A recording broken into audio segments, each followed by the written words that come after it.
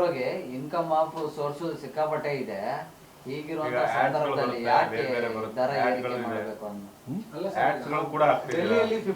ಒಂದು ನಿಮಿಷ ಇರಿ. ಇವಾಗ ನಾನು ಹೇಳಿದ್ನಲ್ಲ ನಿಮ್ಗೆ ಅವಾಗಲೇ ನಾನೆಲ್ಲ ಕ್ಲಿಯರ್ ಆಗಿ ತಮಗೆ ಅಲ್ಲ ರೀ, ನೀವು ಬರೀ ಅದನ್ನೇ ಕಂಪೇರ್ ಮಾಡ್ತಾ ಇರಬೇಡಿ.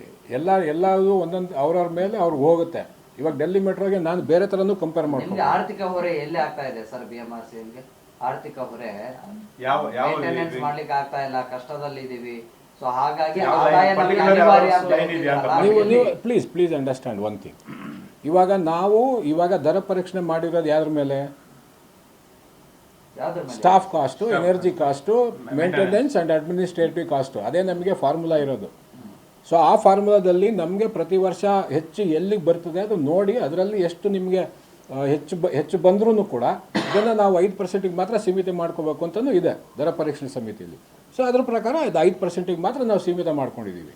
ಅದಲ್ಲದಲ್ಲೇ ನೀವು ಕೇಳ್ತಿರೋದು ಏನೋ ನಾನ್ ಫೇರ್ ಬಾಕ್ಸ್ ರೆವೆನ್ಯೂಸ್ ಅಂತ. ನಾನ್ ಫೇರ್ ಬಾಕ್ಸ್ ರೆವೆನ್ಯೂಗೂ ಕೂಡ ನಾವು ಅದಕ್ಕೆ ಕೂಡ ಪ್ರಯತ್ನ ಮಾಡ್ತಾನೆ ಇದ್ದೀವಿ. ಸೊ ಯಾಕಂದರೆ ಅದು ಇಲ್ಲ ಅಂತ ಹೇಳಿದ್ರೆ ನಮ್ಮ ಲಾಸ್ಗಳು ಸಿಕ್ಕಾಪಟ್ಟೆ ಆಗ್ಬಿಟ್ರೆ ಅದನ್ನು ಮತ್ತೆ ನಾವು ಜನರ ಮೇಲೆ ಹೊರೆ ಹಾಕೋಕ್ಕೆ ನಾವೂ ಇಷ್ಟಪಡೋದಿಲ್ಲ. ಸೊ ಹಾಗಾಗಿ ಇದನ್ನು ಪ್ರತಿ ವರ್ಷ ನಮಗೆ ಅವ್ರು ಕೊಟ್ಟಿರೋಂಥ ಫಾರ್ಮುಲಾ ಮೇಲೆ ಅದು ಏನು ಗರಿಷ್ಠ ಲಿಮಿಟ್ ಏನಿದೆ ಅದ್ರ ಮೇಲೆ ಹೋಗ್ತಾ ಇದ್ದೀವಿ ನಾವು ಅಷ್ಟೇ. ಇದನ್ನ ಮತ್ತೆ ಪುನರ್ ಪರಿಶೀಲನೆ ಮಾಡುವಂತ ಸಾಧ್ಯತೆಗಳು ಇಲ್ಲ ಸರ್. ಅಲ್ಲಪ್ಪ, ಇವಾಗ ದರ ಸಮಿತಿದು ನಮಗೆ ಏನು ಬೈಂಡಿಂಗ್ ಇದೆ ಅದು it is a binding on BMRCL management. So ಬೈಂಡಿಂಗನ್ನು ನಾವು ಅದು ಒಂಥರ ನಮಗೆ ಆರ್ಡರ್ ಇದ್ದಂಗೆ ಅದನ್ನು ನಾವು ಮಾಡಲೇಬೇಕಾಗುತ್ತೆ. ಸರ್, ಈಗ ಬಿಜೆಪಿಯವರು ಈಗ ವಿರೋಧ ಮಾಡ್ತಾರೆ. ನಾನು ಅದ್ರ ಬಗ್ಗೆ ನಾನು ಮಾತಾಡೋದಪ್ಪ. ದಯವಿಟ್ಟು ರಾಜಕೀಯ ನಾನು ಇಲ್ಲಿ ಮಾತಾಡೋದಿಲ್ಲ. ಓಕೆ, ಈ ದರ ಪರಿಷ್ಕರಣೆ ಸಮಿತಿ ಅಂತ ಮಾಡ್ಕೊಂಡಿದ್ದಾರೆ ಯಾರು ಸರ್? ಅದರಲ್ಲಿ ಯಾರ್ಯಾರಿದ್ದಾರೆ? ಅಲ್ಲಪ್ಪ, ನೀವು ದರ ಪರಿಷ್ಕರಣೆ ಸಮಿತಿ ರಿಪೋರ್ಟು ನಮ್ಮ ಏನೋ ವೆಬ್ಸೈಟಲ್ಲಿ ಇದೆ. ಅದರಲ್ಲಿ ಅಲ್ಲ ರೀ, ಅದು ಆಲ್ರೆಡಿ ಅದು ನನಗೆ ಇಮಿಡಿಯೇಟ್ ನನ್ನ ತಲೆಗೆ ಇಲ್ಲಪ್ಪ. ಅದರಲ್ಲಿ ಇದೆ, ಬೇಕಾದ್ರೆ ತಾವು ನೋಡ್ಕೋಬೋದು. ಅದರಲ್ಲಿ ಕಮಿಟಿ ರಿಪೋರ್ಟಲ್ಲೇ ಇದೆ ಯಾರ್ಯಾರು ರಿಟೈರ್ಡ್ ಜಡ್ಜ್ ಇದ್ರು, ಯಾರ್ಯಾರು ಇದರಲ್ಲಿದ್ದು, ಗೌರ್ಮೆಂಟ್ ಕಡೆ ಇಂಡಿಯಾದಿಂದ ಯಾರ ಕಡೆ ಇದ್ರು, ಗೌರ್ಮೆಂಟ್ ಆಫ್ ಕರ್ನಾಟಕದಿಂದ ಯಾವ ಸಭೆ ಮಾಡ್ತಾರೆ ಅದು ಯಾರಿಗೂ ಮಾಹಿತಿನೇ ಇರಲ್ವಲ್ಲ ಸರ್. ಎಲ್ಲಿ ಸಭೆ ಮಾಡೋದು, ಹೇಗೆ ಮಾಡೋದು? ಅಲ್ಲಲ್ಲ, ಇವಾಗ ಅಲ್ಲ,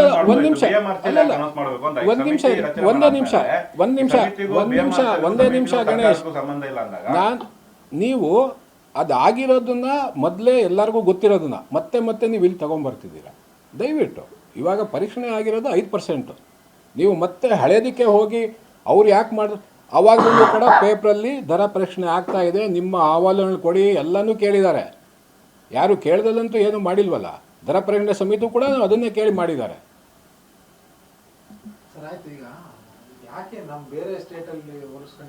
ಇವಾಗ ಅವ್ರವ್ರ ಸ್ಟೇಟಲ್ಲಿ ಅವರಾಗಿರುವಂಥ ಖರ್ಚುಗಳ ಮೇಲೆ ಅವ್ರು ಹೋಗ್ತಾರೆ. ಗೊತ್ತಾಯ್ತಲ್ಲ?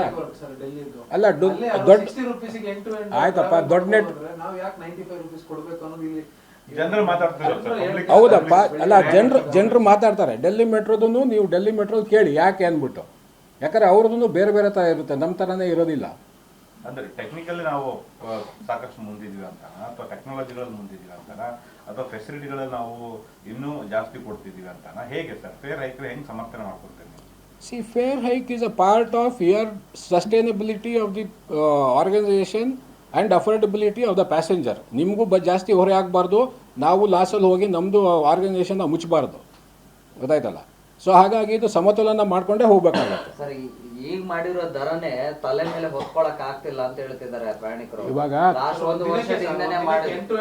ಓಡಾಡಬೇಕು ಅಂತಂದ್ರೆ 190 ರೂಪಾಯಿ ಬೇಕು. ನಾವೆಲ್ಲ ನೋಡಿದೀವಪ್ಪ. ಎಷ್ಟು ಜನ ಓಡಾಡ್ತಾರೆ ಎಂಡ್ ಟು ಎಂಡು, ಎಷ್ಟು ಜನ ಅಂತ ನಮ್ಮ ಹತ್ರನೂ ಮಾಹಿತಿಗಳು ಇರ್ತವೆ. ನಾವು ಅದು ಕೂಡ ಸ್ಟಡಿ ಮಾಡ್ತಾ ಇದ್ದೀವಿ. ಓಕೆ, ಅಲ್ಲ 9 ಪ್ರತಿ percentage is very less. Okay, ಅದು ಇನ್ನೂ